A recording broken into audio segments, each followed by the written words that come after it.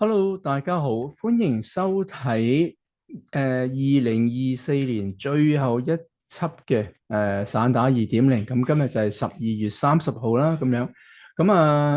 去到年底嘅時候咧，就應該咧就好多行業嘅朋友嘅話咧，都已經跌埋心水就收爐啦，已經係咁啊。喺即係金融業嚟講嘅話咧，其實即係我哋都即係過去嚟講嘅話，去到即係12月底嘅話咧，基本上大家咧都已經係即係一個放假嘅心情咁樣啦嚇。咁但係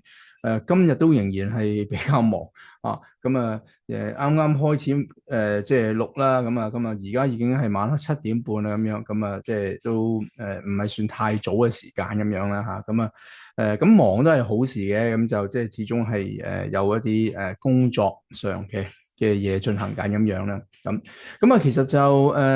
一般嚟講嘅話，去到年底咧，咁通常都會做一些少回顧啦嚇。喺我哋嘅即係呢一行嚟講嘅話，特別係即係同金融有關係嘅話，咁當然會回顧下就係以今年嚟講嘅話，整體嘅可能譬如話喺嗰個分析上面啊嘅睇法有幾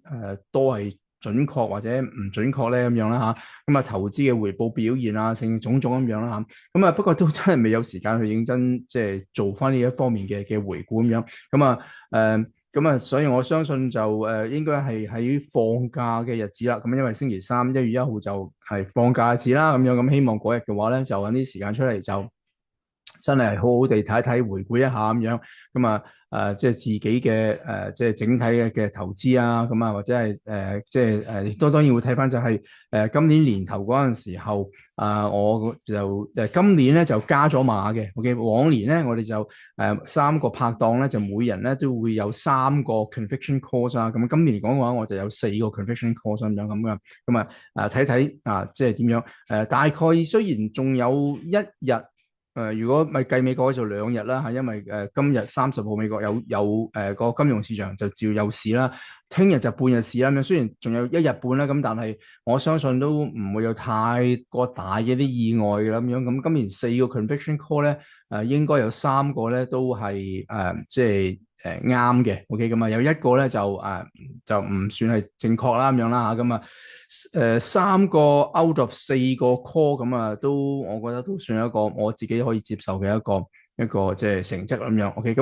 但係當然啱幾多錯幾多嘅話，咁就真要睇到條數先至知啦咁樣啦。again 即係1月1號就真係可以做一做節數嘅工作咁樣。by the way，亦都提一提啦嚇。就呢個禮拜四咧就1月2號。亦都咁啱咁好彩地啦，3個拍檔咧都嗰日咧都時間都就到。所以咧我哋就會係喺呢個禮拜四1月2號咧就會做我哋嘅直播嘅節目。亦都係2025年第一次嘅直播。希望都有一個好嘅開始。我諗嗰日嚟講嘅話，我哋都會揾時間係即係回顧一下即係成年啦嚇，即係唔同市場啊、唔同資產嘅表現之外嚟講嘅話咧，我都準備啦嚇，會係即係睇睇就係即係自己今年年頭嗰陣時候4個 conviction call 係點樣情況咁樣。即管睇下到時即係有冇時間啦。因為即係直播嘅節目咧，就好多時候都會有啲即興嘢嘅。2位拍檔可能都準備咗好多嘅話題想同大家講咁樣。我睇下到時時間點樣。不過就功課就照做咁樣啦嚇。其實睇翻今年嚟講嘅話，雖然自己未認真睇過自己嘅即係投資嘅整體表現啦，但係應該都算係一個唔錯嘅一年嘅嚇。即係何謂唔錯咧？當然大家嗰個即係心目中嘅尺度都唔同啦。但係起碼即係對喺我嚟講嘅話，我自己都即係算係一個即係幾滿意嘅一個整體嘅一年咁樣。投資以外嚟講嘅話咧，其實我諗人生特別去到我哋呢個年紀嚟講嘅話咧，其實就家庭啦、健康啦，樣樣嘢其實都係即係會比較關心啦。OK 嚇。喺家庭嚟講嘅話，咁即係大家見到我今日咧嗰個背景咧係比較略為清翻少少啦。即係如果大家有留意咧，其實我早兩個禮拜咧，我個背景咧係比較蒙啲嘅，因為咧太多嘢堆晒喺度啦。即係我好似3個禮拜前啦嚇都有講過啦嚇，咁就因為我爹哋媽咪嘅屋企咧都住咗好多年啦，咁就都有啲嘢要執一執咁樣，咁所以就即係接咗我爹哋媽咪同我妹妹啦，咁啊上嚟我屋企，咁就即係住咗幾個禮拜咁樣，咁就方便騰出啲空位俾啲師傅即係裝修啊、翻新啊咁樣，咁啊就嗰個小工程咧就完成咗啦，咁啊亦都喺啱啱過去呢個週末咧就即係送翻我爹哋媽咪咧就去呢個即係佢哋嘅屋企咁樣，咁所以變咗即係我屋企亦都即係清翻好多嘢啦，咁所以可以都夠膽即係俾大家望翻我後邊，咁其實就冇乜點變動嘅。不過早2個禮拜咧就後邊就堆晒嘢咁解，咁就所以就即係唔係太過方便，即係俾大家見到後邊嘅亂象咁樣嚇，咁啊所以今年嚟講嘅話，起碼即係去到年底就即係做翻一啲做仔嘅。即係應該要做嘅嘢啦，咁樣就即係起碼喺嗰呢2-3個禮拜嚟講嘅話，即係爹哋媽咪啊、妹妹喺即係自己屋企咁樣，可以多啲時間即係接觸佢哋啊、照顧佢哋啊，咁啊都我都好耐未試過咧，係即係煮飯煮得咁密，即係未去，當然冇辦法去到日日煮啦，始終即係自己工作喺身咁樣啦嚇。咁但係咧就都比較多咗時間嚇，起碼喺屋企同埋爹哋媽咪一齊食飯咁樣。即係諗翻，我諗可能真係係喺以前小學到中學時候嗰陣時候，先至係可以即係接近嚇，晚晚係同爹哋媽咪坐低食飯嚇。咁因為我中學完之後就出咗外國讀書啦，咁喺外國10多年啦，跟住翻嚟香港，咁跟住就自己就已經係冇幾耐就搬出去即係自己即係獨立地嚇地生活咁樣啦。咁所以就雖然我都自問我都盡量抽時間每個禮拜，幾乎每個禮拜都會抽時間翻去同爹哋媽咪見下面啊，食餐飯咁樣。咁但係呢2-3個禮拜即係接近係日日都一齊嘅話咧，就真係好耐冇試過啦，已經係咁不過亦都即係有一個好深嘅體會同埋感受，就係即係同自己讀中學時候嘅情況都幾唔同，因為爹哋媽咪始終年紀都大啦，已經係咁即係一啲年紀大嘅人士嘅一啲即係身體嘅一啲情況都有出現啦，包括係記憶力係真係即係明顯地係差咗咁樣啦嚇，咁還好未至於去到話真係嗰個好嚴重嘅認知障礙，咁但係即係有啲輕微嘅情況就都係好明顯地見到你已經係咁另外就即係睇嘢啊，即係個視力啊，同埋嗰個聽嘢嘅能力嚟講嘅話，亦都即係明顯地係差咗啦。咁呢個都係同年齡即係有好大關係咁樣。咁始終今時今日爹哋媽咪年紀都有咁上下，我自己都已經即係6張嘢過外啦，已經係咁，即係呢條有數得計呢樣嘢係咁，都係嗰句啦，即係即係能喺自己能力範圍底下嚟講嘅話，OK，我都希望大家即係唔係淨係講我自己，我唔即係我只係一個好普通嘅人，但係我真係好希望就係即係大家係可以能夠喺你自己嘅能力範圍以內嘅話，OK，咁就即係用多少少時間陪伴下。其實即係我諗，即係為人父母嘅話，其實就當然係希望子女係即係生活過得好啦。咁但係其實亦都希望係可以有多少少時間咁見下仔女啊咁樣。咁其實唔係需要話要做啲乜嘢嘢啊成咁樣嚇。咁其實即係能夠有時間陪伴下咁樣，其實已經係一個即係唔錯嘅一樣嘢咁樣。咁所以我都好慶幸嚇，今年嚟講嘅話起碼喺年尾嗰陣時候有個咁嘅機會俾我咁樣。咁身體嚟講嘅話，亦都係即係touch wood 啦嚇。咁so far嚟講，今年就都冇乜好嚴重嘅一啲病痛咁小病小痛啊，同埋我又比較即係有陣時做嘢咧就比較拿西啊，比較快少少啊。有陣時即係無論係搬嘢啊、做嘢、切嘢啊、做嘢即係有少少即係損手爛腳呢啲，即係皮外傷就一定有嘅，已經係咁。呢啲都唔算係啲咩嘢，咁就即係 touch wood 冇乜太大嘅一啲即係身體嘅狀況出現，咁呢啲都係即係好慶幸啦。同埋今時今日嚟講嘅話咧，始終即係睇翻自己爹哋媽咪咧，都80到問嘅年紀啦，爹哋都就快進入九字嘅一個咁嘅年紀咁樣嚇，咁真係體會到啦嚇，就係即係而家嘅人咧嗰個即係長壽啊！如果你純粹以個年紀嚟計嘅話咧，係真係越嚟越長壽嗱。啱啱今日大家應該都見到新聞啦，就係前美國嘅總統卡特就即係逝世啦，咁享年100歲咁樣嚇，即係你話我諗10年以前嚟講，我100歲係覺得哇好驚訝咁樣，咁其實今時今日100歲其實就已經係當然唔可以話去到司空見慣嘅地步，但係真係絕對唔係話一個即係鳳毛麟角嘅地步咁樣但係咧即係年紀你活得長，同係咪一個相對比較健康啲嘅一個即係活得好係好唔同嘅一件事。OK 嚇，即係年紀活得長而即係好多嘅一啲問題啊，或者係依賴身邊人嚟講嘅話咧，咁其實呢個都唔係一件即係樂於見到嘅情況，因為事實上亦都即係隨住自己年紀大，喺呢方面嚟講嘅話，會睇得多啲嘅話咧，其實都見到唔少嘅一啲即係家庭啦嚇，就或者身邊所認識嘅朋友嚟講嘅話咧，即係都要花唔少嘅精力時間，即係唔好講金錢啦 ，OK，去照顧屋企嘅一啲比較年紀大啲而有需要協助嘅老人家或者家庭成員咁樣，咁所以即係我諗我哋即係呢一行成日講投資，其實投資嚟講嘅話，除咗喺嗰個即係金錢上面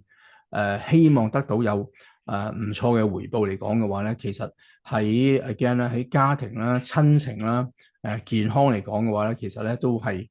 即係需要即係花啲時間去處理呢方面嘅嘢嘅。OK 嚇，咁again 即係希望年尾嘅時候嚟講嘅話就即係都同大家分享一啲即係個人嘅感受啦，即係略為感性啲嘅嘢啦咁樣啦，希望大家唔好介意咁樣。咁講到投資嚟講嘅話，咁當然啦，即係阿 Ken 今年自己嘅整體嘅表現嚟講嘅話，未截數啦。咁但係咧過啲2-3個禮拜咧，都喺即係我哋3個人節目同阿 Eddie 啊，或者喺我自己第二啲嘅一啲媒體嘅訪問當中咧，其實對於出年咧嗰個即係整體嘅投資嘅環境嚟講嘅話咧，其實都覺得感覺上咧個變數都真係好大。OK 嚇，咁我諗其中2個我自己比較擔心啲嘅發展啦嚇，就係第一方面咧就係對於美國嗰個利率嘅變化咧，可能會令好多而家市場嘅人士咧會有個意外。老實講係週末嘅時候睇《華爾街日報》咧，咁佢就講到今年好多美國嘅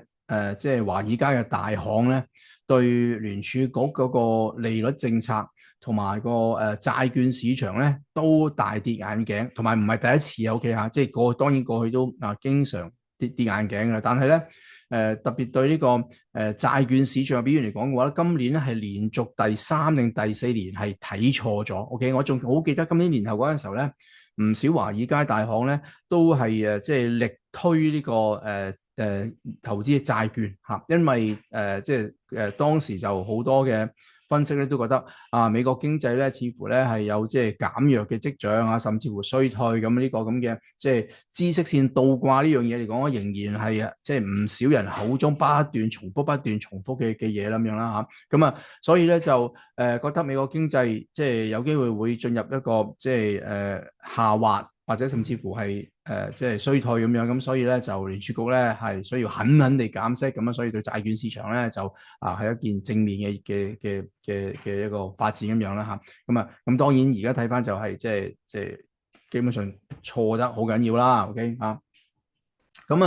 而睇翻其實金融市場咧同聯儲局咧嗰個睇法，對個經濟同埋利率睇法咧，經常都係唔會一致嘅，已經係嚇。不過好有趣嘅就係即係《華爾街日報》咧亦都反映翻就係去到近期嚟講嘅話咧，好少可地啊，特別係呢個聯邦基金嗰個期貨市場同埋聯儲局嘅官員咧，對於出年嗰個利率整體而家嗰個睇法咧，係相當之吻合喎。OK 聯儲局官員咧，普遍咧對於出年咧嗰個利率嘅發展咧，都覺得仍然有兩次減息嘅空間，咁啊每次減1/4厘咁樣。咁啊而最新嘅期貨市場咧，亦都似乎係顯示就係出年咧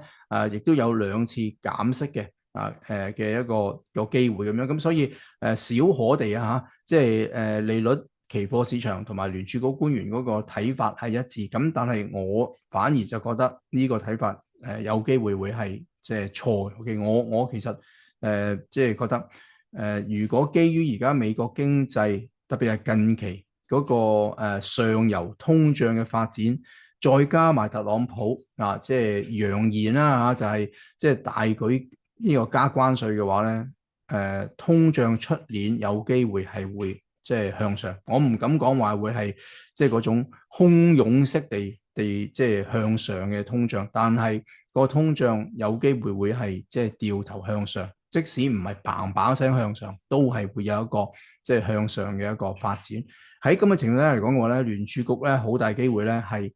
冇一個減息嘅一個即係藉口啊。OK，或者空間 OK，反而係要掉頭加息。咁如果出現呢一個咁嘅發展嘅話咧，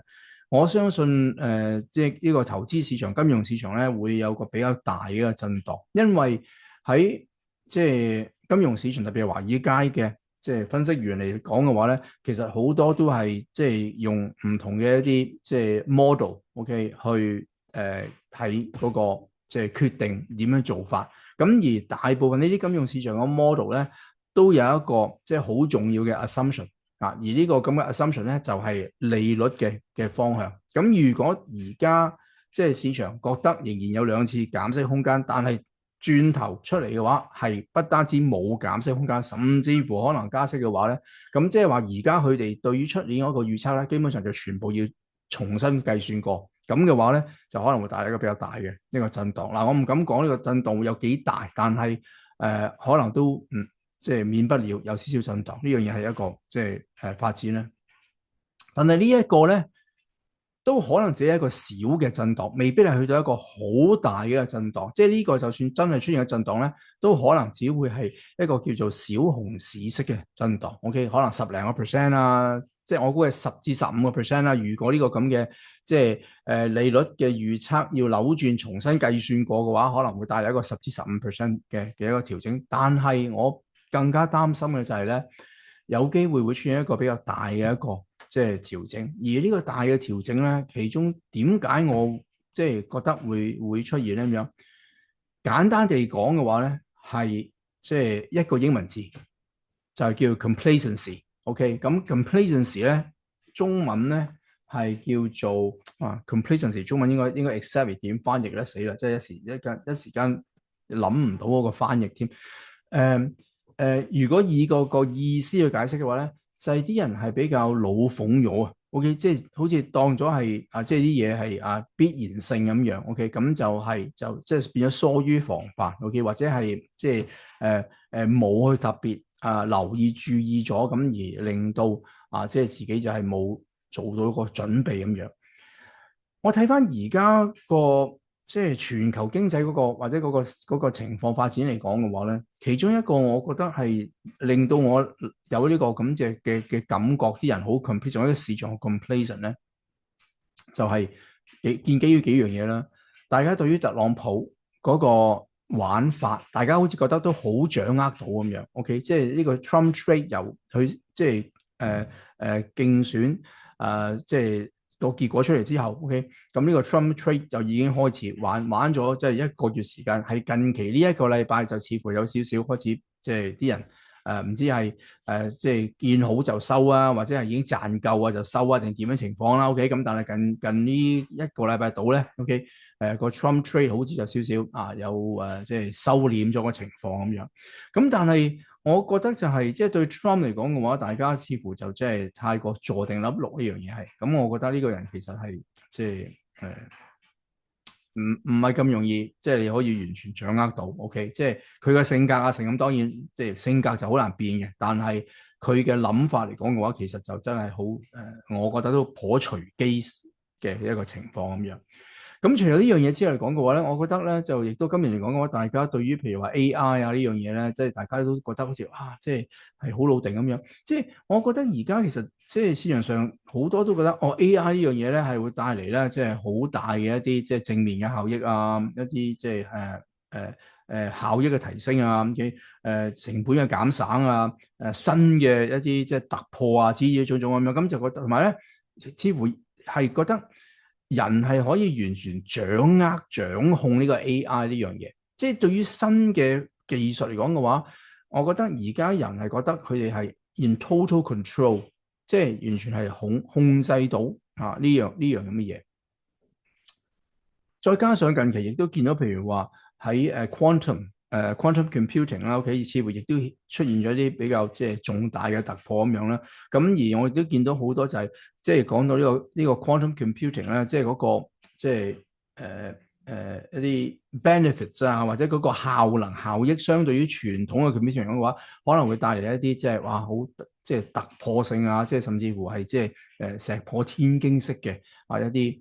即係新嘅發展、新嘅發明咁樣出嚟咁樣。咁即係我覺得似乎係啲人係開始同埋好多公司投入喺 AI 同埋 quantum computing 呢樣嘢嘅話，其實嗰個投入度係好驚人嘅，即係嗰個金額嘅投入嚟講嘅話係相當之驚人。咁即係而呢一樣嘢，大家係嗰種一顧無前式嘅嗰個投入嘅話咧，呢樣嘢咧係反而令我自己係比較有啲擔心。即係睇翻過去嘅歷史嚟講嘅話咧，好多時候一個高峰市場，我講市場一個高峰嘅出現嚟講嘅話，就係當大家都一往無前地湧向一樣嘢嗰陣時候，咁你就係咁樣，即係變咗大家好似係唔完全冇考慮到有 otherwise， 唔完全冇考慮到即係第二啲可能性就係即係不顧前不顧後咁樣撲埋去嘅話咧，咁其實就係即係推動啲嘢去到一個即係極端極致。咁但係即係如果即係嗰個預期嘅情況並冇出現，或者唔係喺佢哋期望嘅時間出現 ，OK 嗱，即係唔係話唔出現啦 ，OK， 即係人類嘅創造能力係好強嘅 ，OK 不過就未必一定係嗰個即係想創造出嚟嘅嘢嘅話，喺自己預期嘅時間係能夠成功地出現到咁樣 ，OK， 咁所以如果係 either 並唔係100%時間即係出現到，或者係個時間上唔係嘅話咧，咁其實都可能會出現一個即係 mismatch，OK，而呢個 mismatch 咧係一個即係完全 complacent 嘅狀態底下嚟講嘅話咧，係可以造成一個好大嘅一個 aftershock 嘅。而呢個 aftershock 咧，就係可能係一啲即係黑天鵝嘅事件嘅一個即係一個觸發點咁樣。咁呢樣嘢係我自己都即係比較擔心嘅一樣嘢。咁我冇辦法可以好準確地即係講話會係乜嘢原因、乜嘢時候會有呢樣嘢出發，但係嗰個 complacency 咧係一個我自己即係幾擔心嘅一個情況。事實上，如果睇翻過去嘅一啲即係比較大嘅震盪股災嚟講嘅話咧，其實大家你都可以嘗試追溯翻，你睇翻過去即係一啲比較大嘅事件，其實好多時喺嗰個最頂峰嗰陣時候都係出現一個 complacency。當然唔同嘅股災會因為唔同嘅事件去觸發，但係嗰個 state of mind， 即係嗰個市場就係人所組成噶嘛，人嗰個 state of mind 就係即係我覺得嗰個即係我會特別觀察留意呢樣嘢，即係無論你係乜嘢事，即係人係可以即係即係犯唔同嘅錯誤，OK，但係好多時候就係因為佢嗰個 mindset 而令到佢做咗唔同嘅嘢出嚟，而觸發咗呢樣嘢咁樣，咁所以係嗰個投資者或者市場人士嗰個 mindset 係我覺得一個比較擔心嘅嘢。咁我其實呢樣嘢都唔係。即係我相信絕對唔係第一個講呢樣嘢啦。OK，即係其實好多一啲投資界嘅巨匠，OK，即係 Warren Buffett 其實都講過呢樣嘢。事實上，如果大家即係當然近期好似比較少人講 Warren Buffett 啦，因為大家都可能嗰個注意力焦點都擺咗喺第二啲更加即係顯赫嘅人物身上咁樣啦嚇。咁但係即係如果大家有留意下 Warren Buffett 今年嚟講嘅話咧，其實咧佢係不斷係。即係增加個現金嘅持有，OK，咁即係阿 Eddie 佢喺即係節目中都有講過好多次啦，OK，亦都同我問過好多次傾過呢樣就係，即係佢大幅地減持蘋果，OK，另外佢一啲過去比較主要嘅持有嘅股票嚟講，亦都減咗好多，OK，由呢個 Bank of America 到即係第二啲嘅。行業啦，OK 即係我一時之間我都數唔到出嚟，OK 都有個比較大嘅一個減持呢樣嘢係，咁而佢嘅即係手上持有嘅現金咧，其實喺年中嘅時候咧，其實嗰陣時已經講緊係300幾個 billion 美金嘅現金已經，但係去到近期嚟講嘅話，嗱我最近冇認真再睇到即係最新有個數字，但係即係保守估計嘅話，而家佢即係透過即係巴郡所持有嘅，即係巴郡投資。嘅所持有現金嚟講嘅話，我保守估計真係500個 billion 係唔會少啊。OK，呢個係一個相當之驚人嘅一個情況。咁到底即係巴菲特係即係老懵懂咗啊，定係其實佢係真係即係開始感受到有啲嘢出嚟，你點樣樣咧咁樣咁唔敢講 OK 不過即係我呢個咁嘅二流分析員嚟講嘅話，其實我都開始感受到呢個咁樣嘅一個即係 state of complacency 係開始出現咁樣，咁呢個就即係大家要小心少少啦。OK，今日就12月30號啦，我哋嘅即係散打2.0嚟講嘅話咧，亦都收爐啦。OK，就下個禮拜就當然我哋仍然會繼續有即係散打2.0同大家即係即係開年啦。咁但係 before that 嘅話咧 ，again 就再提一提，就係今個禮拜4 1月2號嘅話，我哋3個人嘅嗰個宏觀拉闊嘅直播咧，亦都會同大家即係拜個早年咁樣。OK， 好，大家 take care 保重。2024年亦都希望大家有個即係自己滿意嘅一年啦。咁而期望就係新嘅一年嚟講嘅話，有一個更加好嘅一個發展。OK，咁大家 take care 保重。咁我哋下個禮拜或者禮拜4直播嘅時候再見，take care，拜拜。